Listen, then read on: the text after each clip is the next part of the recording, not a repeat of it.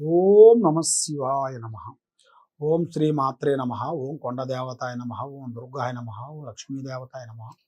ప్రజలందరికీ నమస్కారము. చాలామందికి కొన్ని ఆలోచనలు, చేయాల్సిన పనులు, కుటుంబం గురించి, వాళ్ళు చేసే కుటుంబ బాధ్యతలన్నీ ఈపు మీద వేసుకొని పూజా విధానాలు ఎన్నో చేస్తుంటారు. కాబట్టి మరి చాలామంది ఆడవాళ్ళ విషయంలో కూడా మరి ఆడవాళ్ళ శాపం అనేది చాలామంది పెడుతుంటారు. మరి ఆడవాళ్ళ శాపం వలన మరి ఏమవుతుందనేది చాలామందికి చాలా సందేహాలు ఉంటాయి. స్త్రీ శాపం వలన చాలామందికి కొన్ని సమస్యలు ఎదురవుతుంటాయి. మరి స్త్రీ శాపం అనేది ఎందుకు తగులుతుంటుంది? మరి ఆ స్త్రీ శాపం అనేది ఎలాగ మనకి తెలిసిద్ది, ఎలాగనేది చాలామందికి చాలా సందేహాలు అనేది చాలా వరకు ఉన్నాయి. స్త్రీ అనేది ఆదిశక్తి స్వరూపిణైన మనిషి. స్త్రీలో కొన్ని జాతులు ఉంటాయి. స్త్రీలో శంకిని జాతిని, మోహిని, పద్మిని అలాంటి కొన్ని స్త్రీ జాతులు కొన్ని ఉంటాయి. మరి అలాంటి స్త్రీ జాతిలో నుంచి ఒక శాపనార్థం పెట్టిందిరా అంటే ఆడవాళ్ళకి ఎప్పుడైనా అన్యాయం చేయకూడదు. ఆడవాళ్ళకి మీకు శాతనైనంత వరకు మంచి చేయాలి కానీ చెడు చేయకూడదు. కొంతమంది ప్రేమించి ఏం చేస్తారంటే వదిలేసేసి ఏం కాదులే అనుకుంటారు. కాబట్టి ఆమె శాపము, ఆమె ఏడుపు తప్పకుండా తగులుతుంది.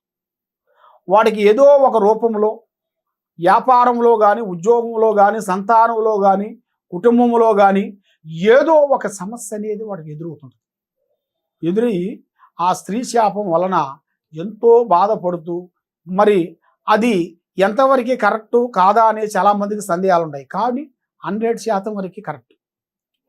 ఎందువల్ల అంటే ఆడపిల్ల శాపం అనేది తగలకూడదు.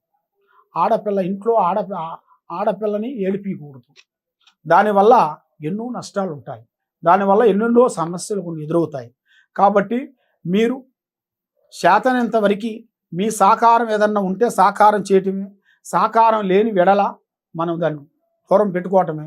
లేదు ఏమి కాదులే అన్నిటిగా మీరు ఆలోచన చేసినట్టుగైతే ఆ స్త్రీ వల్ల మీకు ఎన్నో సమస్యలు మీకు ఎదురై దానివల్ల మీకు ఆరోగ్యాలు కానీ, సంతాన దోషాలు కానీ, కళ్యాణాలు కానీ, కుటుంబంలో కానీ, వ్యాపారంలో కానీ, బిజినెస్లో కానీ, చేయాల్సిన పనుల్లో కానీ ఎన్నో విధానాలుగా నష్టపోతూ ఉంటారు.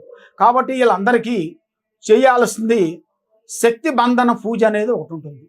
ఆ శక్తి బంధన పూజ అనేది ఒకటి చేస్తే ఆ దోషంలో నుంచి, ఆ స్త్రీ దోషంలో నుంచి బయటపడే మార్గాలు అనేది చాలా వరకు కనబడుతున్నాయి. ఆ విధంగా చేసినట్టుగైతే మీకు తప్పకుండా విజయవంతమయ్యే మార్గాలు ఉన్నాయి.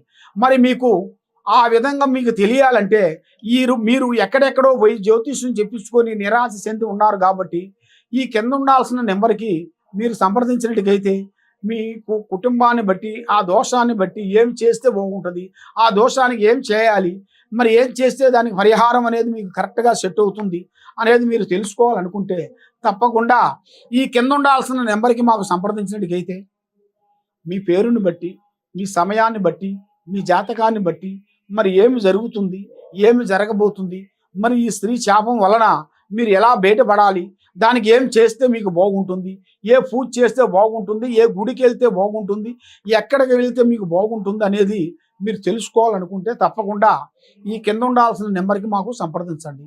సర్వో జనా సుఖినో భవంతు. ఓం నమ శివాయ నమ.